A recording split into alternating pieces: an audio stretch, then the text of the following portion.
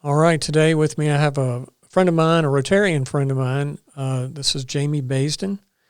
Jamie, thanks for coming in today. Let's see, you're Area 2 governor at this point? Yes. In our Rotary district, for people who don't know, our Rotary district has several areas, and it starts with Area 1 up around Winchester, and Area 2 is the Strasburg, Woodstock, Shenandoah County, Page County area, and then it just keeps going all the way down to northeastern Tennessee, the Unicoi area, and that area, Johnson City, and south into Southwest Virginia and Northeast Tennessee. And Jamie and I have known each other for quite some time through our Rotary connections. And he's also, the title is, I guess it's, we have a committee, a disaster relief chairman of the district. Yeah, it's the disaster response committee. Disaster response committee, right. And our Rotary district is District 7570, and that's the district that I was talking about. But the committee is more involved in what we're talking about now with regard to Hurricane Helene and the response in that area. And I know that Jamie and I have been talking a little bit about, if you want to tell people about the contacts that we have down in mainly the Tennessee area is probably where we're going to focus our efforts, and other organizations that we're partnering with. Sure. So Northeast Tennessee was, in localized areas, they have a disaster. Right. And that spans Greene County, Washington County, Unicoi County, and Carter County. And in 3 of those counties, there's one river that was the main cause of the problem. And I think that many people have heard about Unicoi. They probably never knew about Unicoi before 3 days ago, but they have a new hospital. Right. We know Unicoi because it's a Unicoi Rotary Club, and that's right. how I know Unicoi. Exactly. Right. It's the club of Unicoi County. Right. Well, 40 or 50 people were rescued from the roof of that hospital a few days ago. Right. And that made national news. And those 4 counties are severely affected. Right. In the affected area, for instance, in Washington County, there were 6 bridges across the river.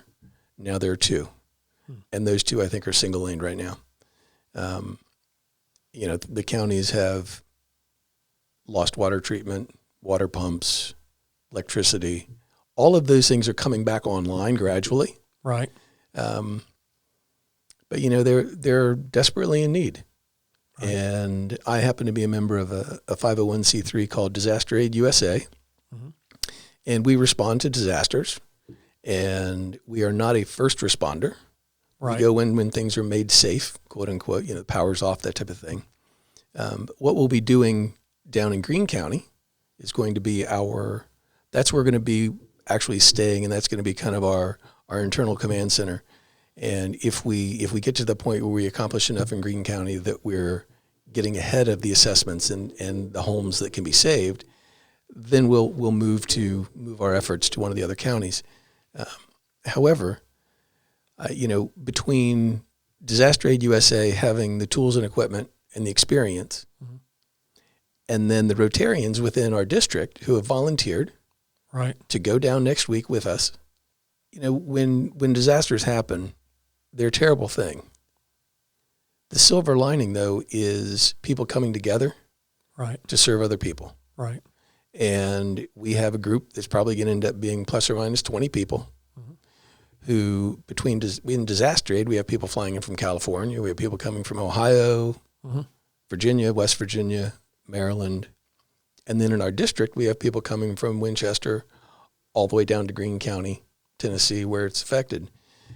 It's really great to see people coming together to serve those in need. Right. And part of actually the service that we're going to be doing is we'll be going into people's homes that week and a half ago, they had their normal life.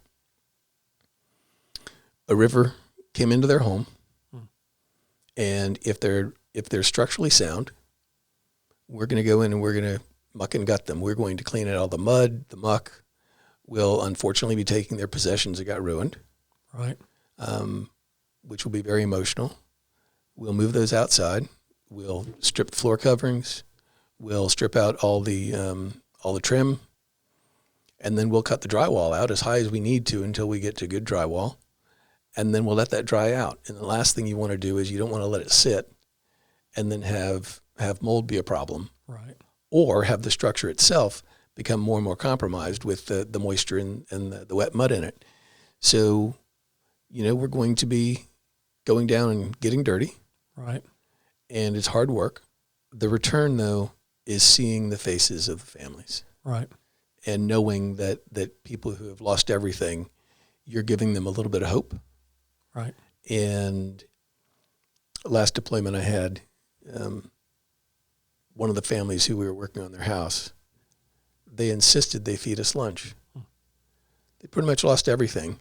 They found some ham that was in the freezer, and they had no power. But because it had been in the freezer, it was still refrigerated, so to speak. We had ham sandwiches on one half of the porch that was still left. Yeah. Well, I know I've got some younger staff and that are interested in going down and helping them with the relief effort, and they want to be part of something that's bigger than they are.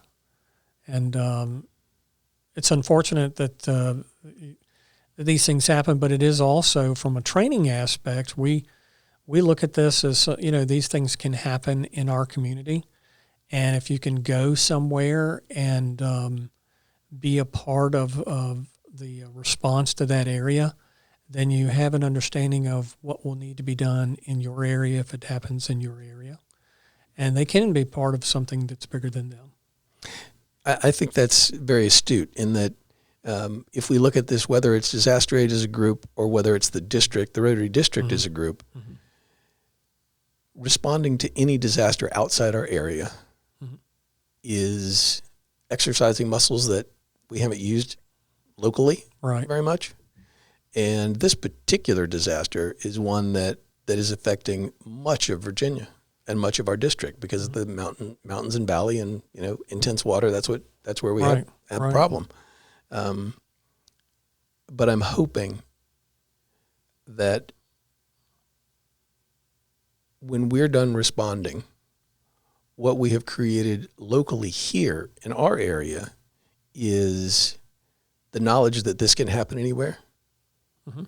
And if we train, if we think about it, if we work on it, if we're prepared, then we can serve our local community in the same capacity that we're going to serve the Greene County community.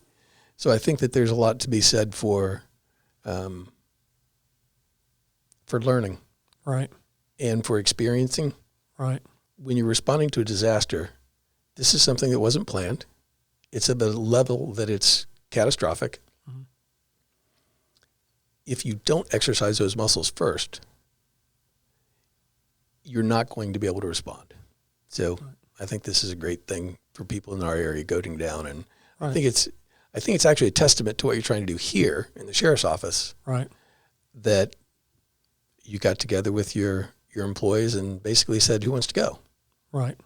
And I commend you for that. Well, thanks, Jamie. I appreciate it. And I appreciate everything you do for Rotary and our district as well.